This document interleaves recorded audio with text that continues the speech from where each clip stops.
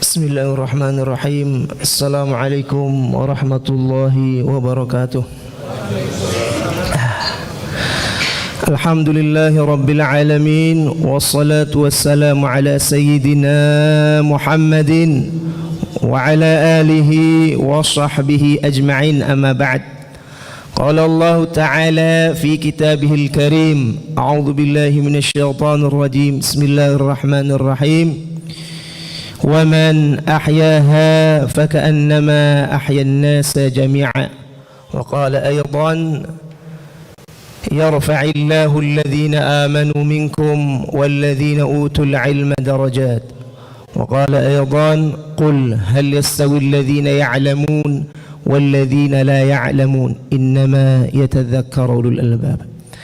وقال رسول الله صلى الله عليه وسلم المؤمن القوي خير وأحب إلى الله من المؤمن الضعيف. Jamaah sholat zuhur Masjid Jenderal Sudirman yang dirahmati Allah Subhanahu wa ta'ala. Alhamdulillah, kita baru saja menyelesaikan ibadah sholat zuhur berjamaah. Semoga segala amal ibadah kita diterima di sisi Allah Subhanahu wa ta'ala. Amin amin ya Allah ya Rabbal alamin. Jamaah sholat zuhur Masjid Jenderal Sudirman dan juga DKM Masjid yang dirahmati Allah, semoga semuanya dalam keadaan sehat walafiat, selalu dalam lindungan Allah Subhanahu wa ta'ala. Dan saya mengucapkan selamat Tahun Baru Islam 1 Muharram 1445 Hijriah. Semoga kita senantiasa diberikan keberkahan oleh Allah Subhanahu wa ta'ala, dan rahmat untuk kita, keluarga kita, jamaah masjid tercinta ini, dan juga semua rakyat Indonesia, dan kita mendapatkan negeri yang baldatun thayyibatun wa rabbun ghafur. Baik, ini perkenalan dari saya. Saya diminta untuk bisa silaturahim dan berkisah tentang kesehatan keluarga. Sehari-hari, nama saya Abul Ala Al-Maududi. Sehari-hari saya praktek di spesialis paru di beberapa rumah sakit, dan juga mengajar di Pasca Sarjana Public Health, terutama tentang kesehatan, dan juga mengajar di beberapa tempat. Mudah-mudahan silaturahim ini menambah keberkahan kita, dan juga Allah senantiasa memberikan kita limpahan rahmatnya. Tentang kesehatan tentunya kita sudah ketahui bersama. Ini hadis dari Rasulullah sallallahu alaihi wasallam, ni'matan maghbunun fihima katsirun minan nas. Ya, agak telat nih kayaknya. Tampil ya. Ni'matani maghbunun fihima katsirun minan nas. Ada dua nikmat yang sering dilupakan oleh manusia, termasuk kita ini umat Nabi Muhammad sallallahu alaihi wasallam. Yang pertama adalah as-sihhah wal faragh, nikmat sehat dan nikmat waktu luang. Nikmat sehat baru dirasakan bila mana kita sakit. Jadi kalau kita sakit baru kita merasakan nikmatnya sehat. Tapi kalau kita sehat terus nggak ngerasa nikmat sehat, maka ada kita biasa sebut alhamdulillah alladzi bi ni'matihi tatimmus salihat. Itu dalam satu hadis, kalau kita mendapatkan karunia Allah Subhanahu wa ta'ala, segala puji bagi Allah yang dengan nikmatnya sempurnalah amal saleh kita. Kita bisa sholat, Pak. Nih ibu semuanya, kalau ada ibunya nggak ya? Nggak ada ya? Ada. Bapak ibu yang rahmati Allah, kita sholat tuh nikmat. Bisa kening kita sujud tuh nikmat. Betapa kalau yang sudah 60 tahun ke atas, 70 tahun ke atas, atau bahkan yang sekarang terbaring rumah sakit. Saya punya pasien nih, saat dia saya rawat umur baru 36 tahun, bayangkan nafasnya itu mungkin 1 menit 40 sampai 50 kali Pak. Artinya apa? Seperti ini Pak.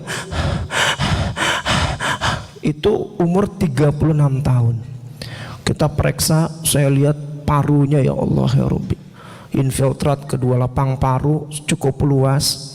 Kemudian kita cek urium kreatinnya, ya Allah tinggi banget ya. Uriumnya ratusan, kreatinnya saat itu mungkin hampir 9 ya. Normalnya 0,8 sampai 1,2 Pak. Saya tanya, Pak pernah sakit nggak sebelumnya? Pak cek kesehatan nggak? 36 tahun nggak pernah ngecek kesehatan, nggak pernah juga ke rumah sakit. Mungkin dia sakit ditahan. Sampai kita kolaborasi dengan internis penyakit dalam, kolaborasi juga dengan jantung. Ternyata pasiennya semakin drop. Ini sudah indikasi HD hemodialisis. Nggak mau pasiennya, keluarganya nggak mau. Kita sudah edukasi dengan baik, pelan-pelan Pak, kalau nggak terjadi terus menurun sampai akhirnya semua fungsinya menurun, sampai kita intubasi. Saat ini pasien ada di ICU 36 tahun. Mungkin dia pengen sehat Pak, kita juga pengen sehat, ingin sholat di masjid, apalagi kita bisa sujud ya. Mungkin betapa banyak orang tua kita nih mungkin udah nggak bisa sujud lagi, bukan karena dia nggak mau, tapi karena sujudnya sudah nyeri ya, sudah sakit, nggak bisa sujud lagi. Kan biasanya ada di masjid-masjid disiapkan kursi ya untuk 60-70 tahun. Padahal nikmatnya nggak bisa merasakan sehat. Nah itu sering lupa. Kalau sakit baru terasa. Saya punya ustadz saya, dia habis ceramah. Setelah selesai ceramah, sholat sunnah Pak. Begitu sholat sunnah langsung keliangan palanya, jatuh. Akhirnya dibawa ke rumah sakit. Dan itu dia nggak sadar. Pasca ceramah, kemudian bawa rumah sakit, salah satu rumah sakit besar, kemudian di CT scan. Saya lihat CT scan-nya, ternyata ada perdarahan di bagian kapsula interna di otak di sebelah kiri. Langsung lumpuh Pak, kanan kiri nggak bisa diangkat. Saya datang ke rumahnya Ustadz ya, kita berikan semangat, support, kemudian berikan obat-obatan. 1 bulan belum bisa duduk, belum bisa berdiri, belum bisa jalan. Dan itu biasanya paling sering. Yang pertama adalah stroke, yang kedua adalah jantung. Stroke itu gangguan pembuluh darah otak. Dia datangnya nggak bilang-bilang, Pak saya mau stroke nih besok Pak, gitu. Nggak bilang-bilang ya. Jadi datangnya mendadak. Saya punya pasien pernah saat di IGD, datanglah pasien, tiba-tiba dibawa oleh istrinya. Istrinya bilang, Dok, bayangkan Dok, semalam itu dia habis ngobrol sama saya, begitu pagi dia nggak kenal saya. Nangis nih istrinya. Nah itu yang disebut dengan afasia. Jadi kan di kepala kita itu ada tempat memori. Kalau itunya terhambat akan ada 2 stroke ya, yang hemoragik sama non hemoragik. Kalau hemoragik yang pecah itu biasanya kalau tidak ditangani dengan cepat, biasanya innalillahi wa inna ilaihi rajiun. Nah kalau yang tersumbat, nah itu biasanya ada kelumpuhan. Kalau ada di sebelah kanan berarti kelumpuhannya sebelah kiri menyilang. Kalau yang sebelah kanan sebelah kiri atau sebaliknya. Dan itu biasanya mendadak. Nah Kementerian Kesehatan sudah sampaikan kan, yang pertama adalah stroke, yang kedua adalah jantung. Jantung ini juga cepat, meskipun masih lebih enak sakit jantung Pak ya, dibandingkan kalau kita sakit cancer.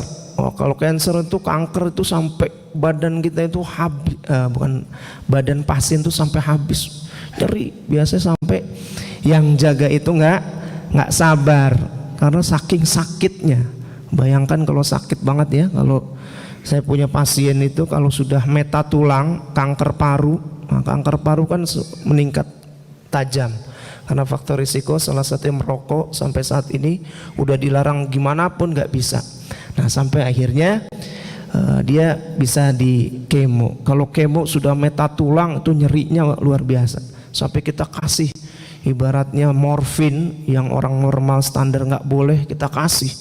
Sampai akhir tetap aja kesakitan. Nah, itu ada nikmat sehat dan nikmat waktu luang. Nah, bukan berarti saya lebih sehat atau Bapak juga lebih sehat. Kita ikhtiar. Allah Subhanahu wa taala sudah terangkan di dalam Al-Qur'an. Dalam Al-Qur'an surat Al-Maidah ayat 32, "Wa man ahyaha faka'annama ahyan nasa jami'a." Barang siapa yang menyelamatkan jiwa, barang siapa yang merawat jiwanya, satu orang saja dia bisa selamat, maka seolah-olah seluruh manusia dia selamatkan. Tuh bayangkan, artinya begitu pentingnya menyelamatkan jiwa kita. Ya, nikmatnya sehat, dan itu sangat mahal sekali ya, nikmat sehat. Kemudian yang berikutnya adalah nikmat waktu luang. Nah, kita bayangkan di sini Allah diterangkan tentang lebih dari 5% penyebab kematian berhubungan dengan gaya hidup. Nah, saat ini kan sangat mudah sekali ya, ada Gojek, GoFood, segala macam, sehingga orang dengan tombol tekan digital semuanya serba datang. Kalau kita makan, makanannya pizza, kemudian apalagi banyak junk food, segala macam. Kalau dulu mungkin umur 50 tahun baru diabetes, sekarang maju 40, sekarang maju lagi Pak 30. Jadi umur 30 tahun udah diabetes. Bahkan kalau yang diabetes melitus tipe 1 memang belasan tahun ya. Ada pasien dicek 450, bayangkan. Kalau kita yang biasa itu pakai cek di tangan kita, biasanya di atas 600 sudah nggak kebaca, itu high. Nah, kenapa? Karena makanannya sudah sembarang, nggak ada lagi tuntutan atau tuntunan pedoman makan yang baik. Padahal dalam Al-Quran sudah ada Pak. Bayangkan Allah begitu sayangnya dengan kita, dan bukan hanya kita sebagai orang beriman, tapi seluruh manusia. Allah berfirman dalam Al-Quran surat Al-Baqarah, "Ya ayyuhan nas kulu mimma fil ardi halalan thayyiba." Wahai manusia, makanlah apa-apa yang diberikan oleh Allah yang ada di muka bumi ini. Syaratnya halalan thayyiba. Jadi bukan hanya halal aja, tapi thayyib. Thayyib itu baik. Ada orang kalau makan nggak bisa pakai sedikit sambelnya. Sambelnya sama nasinya banyakkan sambel ya Pak. Nah, gimana perutnya nggak sakit, melepuh perutnya, umur 40-45 udah. Akhirnya gangguan pencernaan, pupnya sering, begitu endoskopi, wah udah rusak. Ya kenapa? Karena nggak tahan kalau nggak makan, nggak pakai sambel. Padahal cabenya mahal. Di warung-warung itu komplain, nah kalau fulan makan nih banyakkan sambelnya, nah, habis nih jadi ininya sambelnya. Nah itu nggak pernah tidak dikendalikan. Nah, kemudian baik, jadi kalau makan terlalu banyak juga nggak baik. Kan ada satu dokter dikirim oleh Nabi ke sebuah tempat, meskipun ini sulit ya bagi kita juga, masih kita berusaha. Kemudian begitu dikirim, ada satu komunitas, kok ini nggak pernah sakit-sakit, dokternya nganggur jadinya karena nggak ngobatin. Akhirnya dokternya bilang ke jamaahnya, komunitasnya, kok anda ini nggak pernah sakit, apa rahasianya? Apa rahasianya? Nahnu qaumun la na'kul hatta najuu' fa idza akanna la nashba'. Kita ini adalah kaum yang nggak makan kecuali udah ngerasa lapar, dan berhenti sebelum kenyang. Kalau kita berhenti setelah kekenyangan Pak, ya kenyangannya masih nambah lagi. Kalau ada orang kalau acara resepsi kan, itu ada main course-nya lain, sot kambing gulingnya lain, ya sotonya lain. Nah kalau ada 8 gubuk, nah 8 gubuknya rata Pak. Kemudian setelah itu dia masuklah ke WC, toilet, langsung Pak dikeluarin lagi Pak. Itu apa namanya? Bulimia ya. Dikeluarin lagi makanannya biar perutnya kosong. Tambah lagi Pak, masih ada sate ayam katanya. Inna lillahi wa inna ilaihi rajiun. Itu nggak pernah puas. Jadi fil ardi halalan thayyiba. Tapi di ayat yang berikutnya itu sebutannya ya ayyuhalladzina amanu kulu min thayyibati ma razaqnakum. Tidak ada kata halal lagi ketika khitabnya adalah orang beriman. Hai orang-orang yang beriman, makanlah apa yang ada diberikan oleh Allah di muka bumi ini, yang dirizki. Enggak disebut lagi halal. Kenapa? Karena orang beriman udah tahu yang halal itu A, yang haram itu B. Gak perlu dikasih tahu lagi. Standar beriman kata Allah, dia sudah tahu, gak pakai nanya lagi ini halal apa bukan. Artinya orang beriman sudah mencari yang tayyib, udah jelas halal. Nah itu pertama obesitas, penyakit kardiovaskuler, dan juga banyak jenis kanker. Nah, bayangkan di Indonesia, mungkin kalau ada yang terbaru ya, wah nggak jalan nih.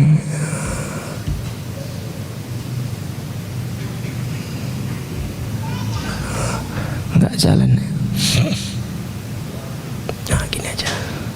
Ya ini cuma nggak keluar nih. Keluarnya.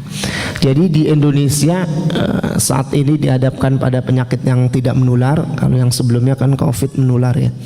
Nah 2,5 dari 1.000 orang Indonesia memiliki resiko stroke setiap tahunnya. Itu 2,5. Jadi kalau dari 1.000 orang ada jamaah di masjid ini ada 1.000, 2,5-nya resiko stroke, dan tingkat kematiannya 15%. Ini paling sering ya. Kalau kedua, 1 dari 1.000 orang resiko serangan jantung. Nah, serangan jantung macam-macam, ada yang penyakit jantung koroner, ada yang aritmia, dan macam-macam. Oleh karena itu kita harus jaga kesehatan. Nah, kesehatan kenapa? Karena kita preventif. Al-wiqayah khairum minal ilaj. Jadi pencegahan lebih baik daripada mengobati. Bagaimana kita bisa promosi kesehatan? Makan minum yang baik, olahraga yang teratur, exercise. Seperti Nabi, tidur cukup, tidur yang cukup, istirahat yang cukup. Kalau Nabi itu tidurnya cepat, bangunnya cepat. Kalau kita tidurnya lama, bangunnya lama juga, ya kan? Bangunnya jam 7. Wah kita kirain dia sholat duha, sholat subuh pak. Innalillahi. Jadi tidurnya cepat, kemudian bangunnya cepat. Kalau Nabi Muhammad itu udah role model yang dahsyat ya. Nah kemudian Allah Subhanahu Wa Taala juga minta kita, Qul hal yastawil ladzina ya'lamun wal ladzina la ya'lam. Apakah sama orang-orang yang mengetahui dan orang yang tidak mengetahui? Nah, tentu berbeda antara orang yang mengetahui dan orang yang tidak mengetahui. Kalau kita sudah tahu nih Pak, kita sharing bahwa tingkat risiko stroke tinggi, jantung tinggi, apalagi Bapak ini adalah kepala keluarga. Bayangkan kalau stroke itu datang mendadak, Bapak memiliki 5 orang anak, mau istrinya ibu rumah tangga, kemudian tidak mencari pekerjaan, artinya tidak bekerja, anaknya 5 masih sekolah. Bayangkan kalau tidak ada subsidi dan kita tidak menjaga kesehatan. Begitu datang stroke, nggak bisa jalan, kemudian nggak bisa bicara, pelo, itu kalau yang tersumbat. Kalau yang pecah langsung meninggal, sampai akhirnya dia tidak ada keluarga. Saya pernah sholat ya di sebuah tempat. Begitu saya sholat, setelah diberi praktek saya sholat, ternyata ada seorang ayah, subuhnya Pak, subuhnya masih ada, kata imam yang ada di situ, dia subuh masih hadir, tapi ternyata zuhur kita sudah sholatkan. Itu ada anaknya 4, dia panggil anaknya, ayo nak sini nak, itu 4 masih kecil-kecil Pak. Itu bayangkan dia mungkin umur sekitar 40-an ya, 40-an, anaknya 4. Bayangkan anaknya masih sekolah. Walaupun semua walikulli ummatin ajal, fa idza jaa ajaluhum la yastakhiruna sa'ah wa la yastaqdimun. Setiap umat tuh memang ada ajalnya. Kalau udah datang ajalnya nggak bisa maju, nggak bisa mundur. Tapi kita diminta oleh Allah adalah ikhtiar, menyempurnakan ikhtiar kita.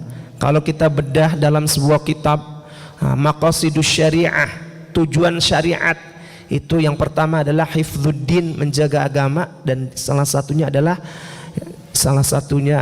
hifdzun nasl, menjaga keturunan, dan hifdzun nafas, menjaga jiwa. Artinya jangan menjatuhkan diri kita ke dalam kebinasaan. Maka dalam ayatnya wala tulqu biaidikum ila tahlukah. Janganlah engkau jatuhkan ke dalam kebinasaan. Kita hanya bisa berusaha seoptimal mungkin. Tapi ternyata di Lauhul Mahfuz kita sudah dipanggil oleh Allah umur 39 tahun atau 42 tahun. Itu sudah qadarullah wa ma syafa'al. Ajaban li amril mu'min inna amrahu kullahu khair. Ajib orang beriman, semuanya baik. Maka kalau di dalam satu hadis itu, kalau Allah berikan rezeki karunia, Rasulullah menyebutkan dengan tadi alhamdulillah alladzi bi ni'mati tatimmus salihat. Tapi kalau duka, maka disebutnya adalah alhamdulillah ala kulli hal. Segala puji bagi Allah dalam setiap keadaan. Nah, ini banyak sekali penyakit-penyakitnya ya. Ada penyakit tentang kanker, jantung, stroke dan lain sebagainya. Nah, yang tingginya adalah kasus penyakit pertama adalah kebiasaan merokok. Nah, jadi kebiasaan merokok ini yang kita harus kurangi, bahkan kita tinggalkan. Hampir setiap hari mungkin ada jutaan puntung rokok ya. Nah, kita berusaha. Nah, itu udah nggak ada baiknya, nggak ada baiknya kecuali hanya merusak juga. Kalau kita bedah berapa zat dalam rokok itu lebih dari 300 ya. 300 zat. Bahkan zat yang buat aspal itu ada kandungannya di rokok. Maka kita tinggalkan. Jadi rokok tidak ada baiknya, harus ditinggalkan. Satu, diri kita. Kalau nggak bisa, kita berusaha seoptimal mungkin. Kemudian kedua, keluarga kita. Kalau kesehatan keluarga, kalau bapaknya, suaminya merokok, maka istrinya harus mengingatkan. Sebaliknya, istrinya merokok, bapaknya harus mengingatkan. Nah, karena perokok itu bisa aktif dan pasif. Nah, kalau pasif itu artinya dia menghirup. Nah, rokok itu merusak. Nah, masuklah di dalam ke hidung, kemudian nanti nasofaring, kemudian dia masuk ke laring, trakea, bronkus, bronkiolus, alveolus, terus sampai ke dalam. Nah, merusak. Itu nanti sakitnya namanya apa? COPD. COPD ada chronic obstructive pulmonary disease atau kita sebut dengan PPOK, penyakit paru obstruktif kronik. Kalau udah sakit PPOK nggak bisa sembuh, maka dia jalan sesek, tambah ke sana semakin sesek. Bahkan dia ke jalan 100 meter sesek, tambah lagi 10 meter sesek, naik tangga tersesek, buka baju sesek, sampai akhirnya dia meninggal. Nah, ini adalah faktor risiko dari rokok. Nah, itu dari satu macam penyakit. Belum juga dia mendolimi orang lain. Nah, kalau ada anak-anak kita, anak ini di-cut, harus berhenti. Nah, saya pernah mengaji di satu tempat, lomba 30 juz. Banyak para hafiz Quran, banyak yang merokok. Karena pesantren itu banyak kiai-kiainya merokok. Nah, maka kita harus bisa edukasi. Ada dia bilang, saya kalau ngerokok suara semakin ngebas. Wah, ada aja alasannya. Suaranya semakin ngebas. Wah, semakin bagus karena ngerokok katanya. Kemudian ada juga, saya kalau ngerokok bisa rokok kopi bisa khatam sekali duduk. Nah, Masya Allah ya. Jadi itu hanya alasan-alasan, padahal merusak. Jadi harus dikurangi, bahkan stop. Baik rokok yang biasa maupun yang elektrik, yang vape itu sama itu rusaknya. Nah, kalau kita lihat orang di depan mata kita, ya Allah, udah dia merusak dirinya, merusak orang lain. Nah, itu kebiasaan merokok, harus stop.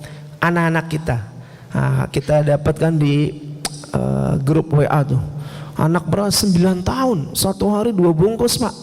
9 tahun di pesantren, nggak apa-apa kata guru kiainya, 2 bungkus yang rokok. Nah, itu padahal merusak parunya. Bayangkan parunya jadi hitam. Nah, tidak sehat. Kemudian adalah yang kedua adalah jarang berolahraga. Nah, olahraga ini penting. Biasanya kalau kita sudah merasa cukup, ekonominya cukup, kita nggak stres, tambah dengan olahraga. Olahraganya teratur. Paling tidak seminggu 3 kali, setiap olahraga 30-40 menit, nggak boleh terlalu over juga dan tidak boleh kurang. Semua dalam diri kita ada haknya. mata ada haknya, jantung ada haknya, semuanya ada haknya. Bayangkan jantung kita kalau berhenti. Nah itu saya pernah masuk ke satu kamar operasi teman sejawat bedah torak kardiovaskuler. Ternyata kan dibedah tuh Pak ya, dadanya. Saya lihat dengan mata kepala saya sendiri, Masya Allah, itu jantung berdetak, dek, dek, dek, di kamar operasi itu kalau lagi bedah dibuka. Itu semua kita punya Pak, ternyata jantung itu. Artinya bukan pasien itu aja yang punya, kita juga berdetak ya. Dek, dek, dek, Masya Allah. Fabi ayyi ala'i rabbikuma tukadziban. Maka nikmat Rabbmu yang mana lagi yang kamu dustakan? Begitu Allah dik, stop, di stop Pak, nggak lama mati Pak, stop bentar aja mati. Jadi itu bayangkan ya, dahsyatnya, nggak pernah berhenti. Duk, duk, duk. Nah, itu kita semuanya punya. Maka itu kan karunia. Hadza min fadli Rabbi. Ini adalah karunia dari Allah. Jagalah, bisa kita jaga. Dengan apa? Olahraga teratur, ya kan? Kalau kita terbiasa teratur, nanti nadinya itu kan bagus ya Pak ya. Kalau kita exercise terbiasa, normalnya 60 sampai 100. Kalau di atas 100 namanya takikardi. Nah, pasien-pasien sekarang sudah mulai banyak yang aritmia. Artinya ritmenya itu tidak teratur. Bisa sampai 120 Pak. Duk duk duk duk duk duk, duk cepet ya. Bisa sampai 150. Ya, kemarin punya pasien saya lihat, oh, ininya 150. Nah itu perlu exercise, aktivitas fisik. Apalagi sekarang kita semuanya serba AC Pak ya. Di rumah pakai AC, udah ke kantor naik mobil pakai AC, sampai kantor lobi langsung AC, pulang AC, masjidnya adem AC, nggak kena matahari. Nah, jadi vitamin D-nya rata-rata orang Indonesia kurang. Maka vitamin D-nya itu dari matahari salah satunya, untuk imunitas kita. Nah, kemudian yang berikutnya konsumsi yang junk food dan fast food. Nah ini adalah hal-hal yang dapat mendikit tingginya kasus penyakit. Nah ini baru definisi Pak, udah mau habis ya. Baru definisi sehat. Jadi tadi pengantar. Nah berikutnya apa definisi sehat? Nah, kita melihat dia dari WHO ya. Sehat sebagai kondisi yang lengkap atau sempurna dari fisik. Nah, fisik kita. Kemudian nggak cukup fisik, mental. Nah, mental nggak cukup juga mental sosial. Ternyata stres itu pernah di satu jurnal dibedah, orang sering discomfort ya, merasa dispepsia atau gastritis, kalau bahasa awamnya mah, sakit mah. Ternyata begitu di endoskopi 70% tidak ada apa-apa Pak. Jadi secara anatomis tidak ada apa-apa. Apakah ulkus atau perforasi itu nggak ada ternyata. Jadi ternyata begitu dicek nggak ada apa-apa. Nah 70% itu karena stres. Jadi stres itu memicu sakit. Salah satunya adalah organ pencernaan kita. Maka harus sehat mental. Kalau di Jepang itu kan imannya kurang ya, apalagi dia menyembah matahari. Begitu dia merasa nggak sukses, langsung dia lompat dari lantai 10, dok, mati. Artinya apa? Depresi. Berarti mentalnya sehat nggak sehat. Maka harus jaga sehat mental kita tuh harus dijaga. Kalau nggak dijaga bisa depresi. Nah saya punya teman sejawat spesialis kesehatan jiwa. Kalau udah depresi, di dalam literatur dia bisa homicide atau suicide, artinya bunuh diri atau bunuh orang lain. Kalau dia terlalu depresi, maka dia harus punya kawan untuk bisa bercerita. Nggak boleh dipendam sendiri aja. Akhirnya lama-lama nggak kuat. Nah, otak yang diberikan oleh Allah ada batasnya. Nah, begitu dia nggak kuat, menjadi pikiran, nah itu nanti namanya menjadi hambatan, lama-lama jadi gangguan, jadi lama-lama jadi disorder, jadi patologis, jadi psikosis. Nah, psikosis artinya jadi gangguan jiwa. Nah gangguan jiwa bisa dari stres. Maka tidak, stres boleh, tapi stres berlebihan yang nggak boleh. Kita mau ujian, wah kemudian deg-degan, nah, wajar nggak? Wajar. dipanggil atasan, kita deg-degan, wajar. Tapi berlebihan itu yang tidak wajar. Maka boleh, justru orang itu harus ada stresnya, tapi dia harus bisa dikendalikan. Dengan apa? Nah itu banyak sekali. Nah, jadi mentalnya harus kuat. Kemudian sosialnya juga harus baik. Artinya kalau orang mengurung diri aja di rumah, dia nggak ada tingkat tidak bersosialisasi. Sosialisasi di pengurus masjid, atau di tempat dia tinggal, atau juga di tempat di kantor. Nah itu dianggap dia nggak sehat. Banyak orang mengurung diri. Nah, artinya dia eksklusif. Maka dia dianggap tidak sehat. Nah sehat itu adalah kondisi yang lengkap sempurna, dari segi fisiknya sehat, mentalnya sehat, dan juga sosialnya. Nah kemudian berikutnya adalah, nah kalau dari undang-undang ini nomor 36 2009 tentang kesehatan, jadi sehat badan, jiwa, dan sosial. Nah, memungkinkan setiap individu untuk hidup produktif secara sosial dan ekonomi. Nah ini baru definisi sehat ya Pak. Nah kalau di sini kita cakup menjadi 4 cakupan. Nah sekarang refleksikan diri kita, keluarga kita. Apakah kita udah sehat fisik? Secara fisik kita secara normalnya baik. Kemudian kesehatan mental kita sehat. Kemudian sehat sosial dan juga kesehatan secara spiritual. Nah itulah yang dimiliki oleh kita nih. Islam itu begitu dahsyat, dalam Al-Quran, dalam hadis itu dikaji sedemikian rupa. Maka mungkin insya Allah suatu saat kita akan bisa bahas lagi. Karena waktunya sudah jam 1, kita tutup dengan baca doa. Semoga Allah Subhanahu Wa Taala memberikan kita kesehatan, sehat jasmani dan rohani, dan kita bisa melakukan aktivitas dengan baik serta bahagia di dunia dan akhirat. Bismillahirrahmanirrahim. Alhamdulillahirabbil alamin, hamdan yuwafi ni'mahu kafi mazidah. Ya Rabbana lakal hamdu kama yanbaghi li jalali wajhikal karim wa 'azimi sultanik. Allahumma salli ala sayidina Muhammad wa ala ali sayidina Muhammad.